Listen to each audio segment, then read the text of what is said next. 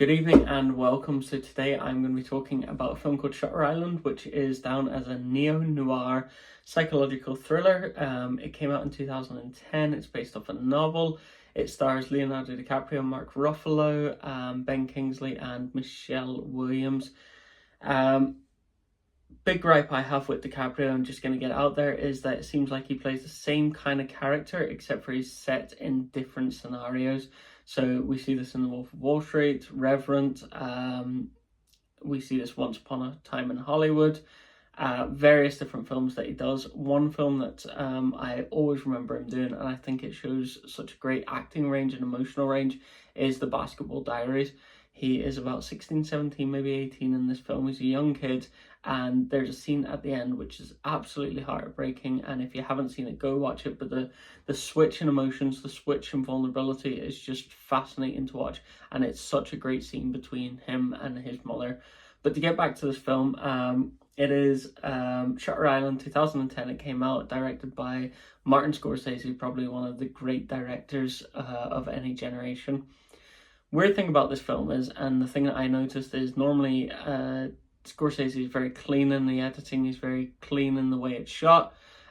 It just seems like it has some parts in it where there's a voiceover in it. It seems like it pans off to the sea quite a lot. I don't know if this is intentional or if this is very much things were reshot later on, because there is voiceovers where you're thinking, oh, they've added in that plot line, or they've added in that bit to explain maybe something that wasn't previously explained properly. And there's a lot of panning to the sea, which I was like, okay, fair enough. Like, it revolves around the lighthouse, the lobotomization of people at this lighthouse, but I was like, this is too frequent for this to be like a thing of any significance, because they have told you in the film that that is a place where people are getting lobotomized if they believe that something's going on with them. So first off, we are met with two US Marshals played by Mark Ruffalo and Leonardo DiCaprio. They're brought to a remote island, and essentially they're trying to find this patient that is lost. Pretty simple plot. But then later on we find out that DiCaprio is trying to find the person who has killed his wife, set fire to the apartment that they were staying in, and his wife and kids got killed. And you're going, oh my god, what a horrendous story. Throughout there's flashbacks of him at war, there's flashbacks of moments that he has with his wife. So there's a lot of confusion, and this comes from the kind of psychological thriller that we're experiencing.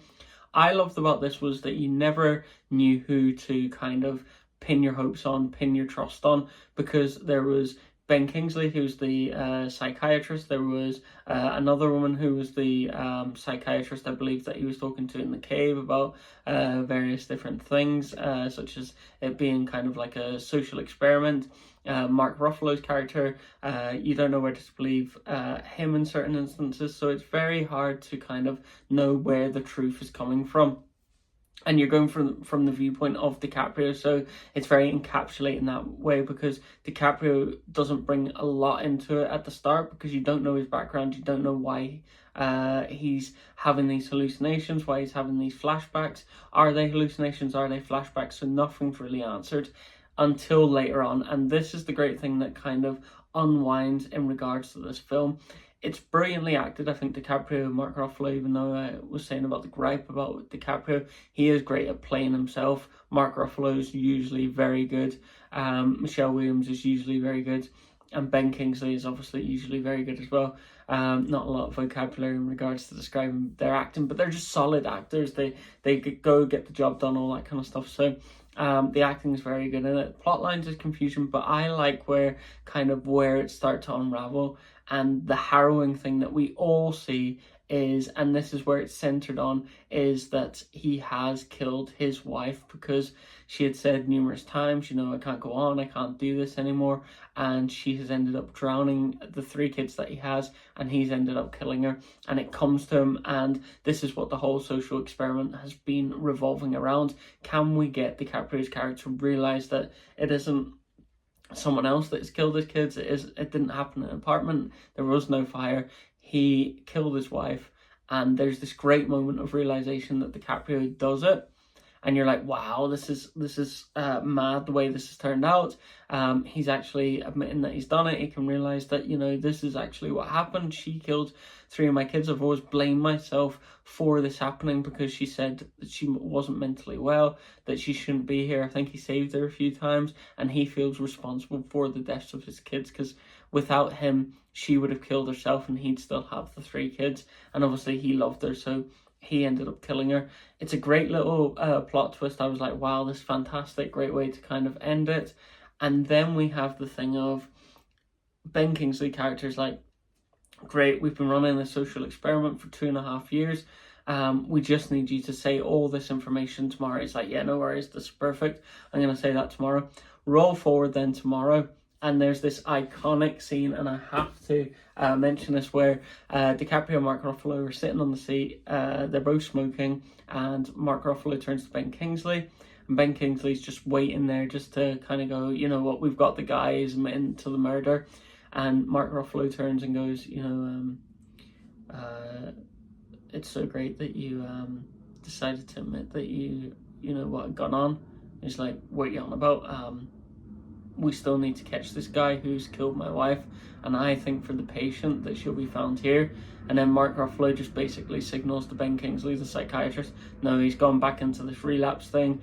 It's not going to work. And then he goes back to DiCaprio's character, and DiCaprio has this great line where he says, is it better to live as a monster or to die as a good man?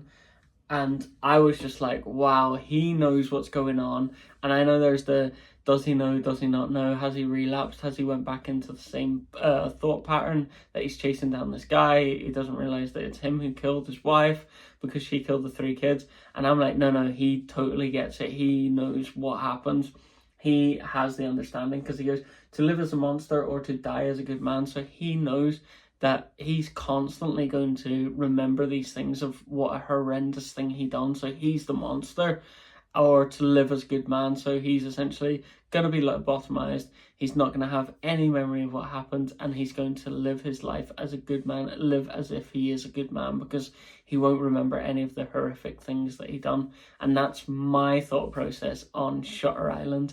Thank you for watching. If you have any more films that you want me to review, obviously this came out in 2010, but if you have any more films that you want me to review, I love old films, I love new films, then I am happy to review them. So thank you for watching. Goodbye.